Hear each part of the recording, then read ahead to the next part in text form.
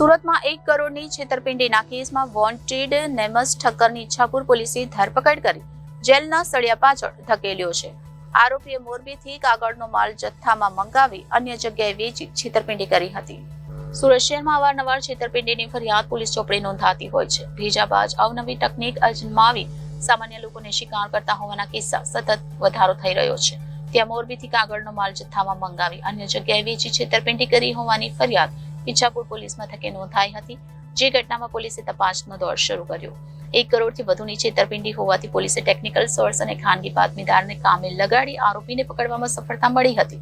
સુરતમાં 1 કરોડની છેતરપિંડીના કેસમાં વોન્ટેડ નેમસ ઠક્કરની ઈચ્છાપુર પોલીસે ધરપકડ કરી જેલના સળિયા પાછળ ધકેલ્યો છે. આરોપીએ મોરબીથી કાગળનો માલ જથ્થામાં મંગાવી અન્ય જગ્યાએ વેચી છેતરપિંડી કરી હતી. છેલ્લા 1 વર્ષથી આરોપી નેમસ ઠક્કર પોલીસ ચોપડે વોન્ટેડ હતો. આ ઘટનામાં ઈચ્છાપુર પોલીસ આરોપીને ઝડપવા માટે વેશ પલટો કર્યો હતો.